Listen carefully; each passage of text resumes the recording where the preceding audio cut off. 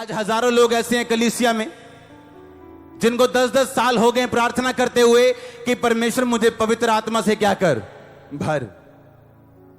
मुझे गैर भाषा चाहिए, और आज तक गैर भाषा उनके पास आया नहीं, क्योंकि उन्हें क्या लगता है किसी दिन ऊपर से दया होगी,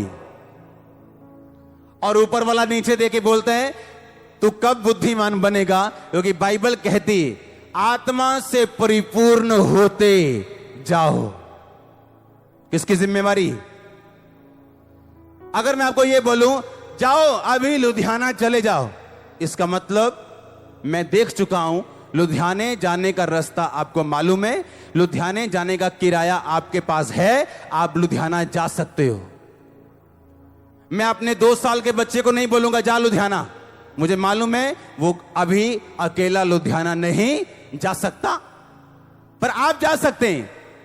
परमेश्वर ऐसा वचन आपको कभी नहीं बोलेगा जो आप पूरा नहीं कर सकते। अगर वो कह रहे हैं कि आत्मा से परिपूर्ण होते जाओ, तो किसकी जिम्मेवारी?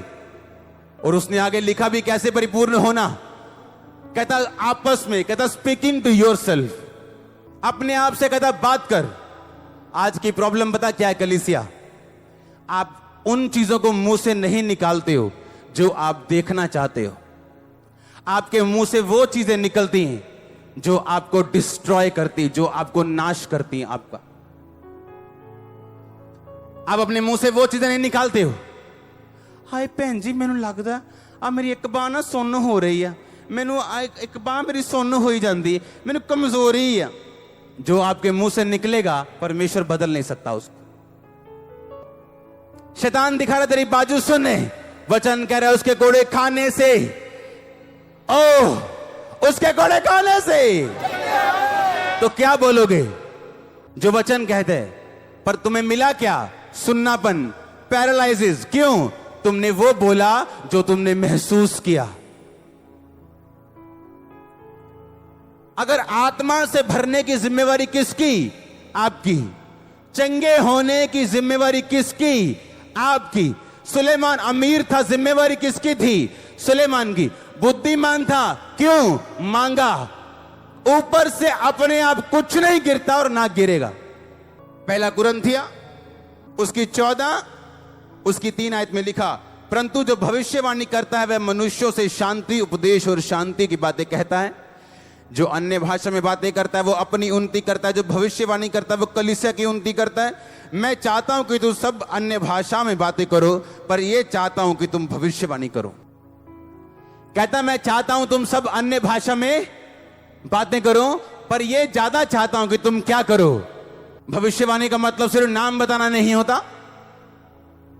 आप अपनी लाइफ के लिए भविष्यवाणी करते रोज उठ के कि परमेश्वर मेरे लिए रास्ते खोलने जा रहे हैं, मैं अपनी लाइफ में आगे बढ़ने जा रहा हूं। आप वचन को लेके अपनी लाइफ पे भविष्यवाणी कर सकते हो कि धर्मी अपने दोपहर तक जैसे सूर्य बढ़ता जाता है उसका प्रकाश बढ़ता जाएगा। आज सुबह जब मैं उठा हूं, मैं डिक्लेयर करता हूं मेरा प्रकाश बढ़ता जाएगा, मेरी चर्च का प्रकाश बढ़ता जाएगा, मैं हर एक चीज में बढ़ता जाऊंगा। ये आपके लिए प्रोफेसी। मेरा पति नशे छोड़ने वाला है, हम एक दिन इकट्ठे होने वाले हैं, ये आपके लिए प्रोफेसी। पर आप बोलते क्या हो? मेरा पति नशेड़ी है। आप बोलते क्या हो? मैं बड़ी दुखी हूं। आप बोलते क्या हो? मैं बहुत बीमार हूं। आप बोलते क्या हो? मुझे बहुत कर्जा है। बाइबल कहती है जो गरीब है वो बोले मैं क्या हूं? अमीर हूं। जो पुअर है बोले मैं आशीषित हूं। जो कमजोर है बोले मैं बलवान हूं। क्योंकि बोलने से आप होंगे, आप होंगे, मैंने कहा। पर आप बोलते कुछ हो, एक्सपेक्ट कुछ करते हो खुदा आपको दे। ऐसा नहीं हो सकता। उसने कहा तेरे मुंह में जीवन, तेरे मुंह में मौत।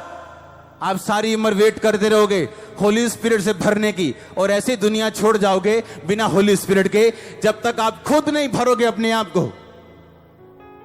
कहता आपस में बातें करो। आपस में मतलब अपने आप से, भजन संहिता से। यहोवा मेरा चरवाहा है, मुझे घटी ना होगी। हालेलुया। मेरे निकट 1000 दाहिनी और 10,000 गिरेंगे, वो मेरे पास ना आएगा। वो अपने दूतों को मेरे निमित्त आज्ञा देगा, जहां कहीं मैं जाऊं वो मेरी रक्षा करें।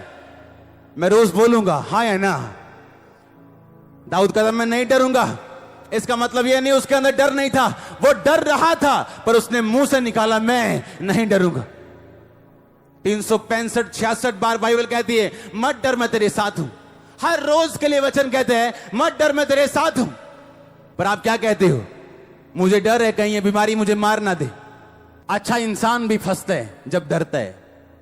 अय्यूब कहता जिस बात से मुझे डर था वह मुझ पे आन पड़ी। अय्यूब के ऊपर वो परीक्षा आने का कारण अय्यूब का डर था, बाइबल कहती। और परमेश्वर डरपोक लोगों को यूज नहीं करता, और डर निकालने के लिए वो कुछ भी कर सकता है। मुझे डर है हाय मेरा पति मुझे छोड़ ना दे, मुझे डर है मेरा बिजनेस कहीं फेल ना हो जाए, और आपके डर को शैतान सूंघते है और फिर उसके विषय में काम करना शुरू करता है।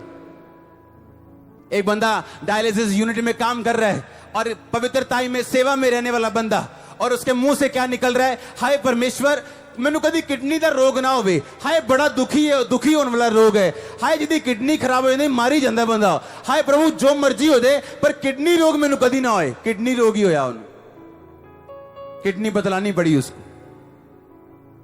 सेवा में रहने वाला इंसान, पवित्रता में रहने वाला इंसान, आप डरेंगे शैतान फायदा उठाएगा। कोई महारोग आपका हिस्सा नहीं, कोई किडनी रोग आपका हिस्सा नहीं, कोई कैंसर आपका हिस्सा नहीं, कोई टीबी आपके परिवार का आपका हिस्सा नहीं, आपके परिवार का कैंसर हिस्सा नहीं, शुगर हिस्सा नहीं, बीपी हिस्सा नहीं, स्ट्रोक हिस्सा नहीं, अधरंग हिस्सा नहीं, गरीबी हिस्सा नहीं, कमजोरी हिस्सा नहीं, शर्मिंदगी हिस्सा नहीं, ब्लड के रोग हिस्सा नहीं, ब्लड के रोग हिस्सा नहीं, छोटी उम्र हिस्सा नहीं, अब लंबा जीने वाले, हालेलुया।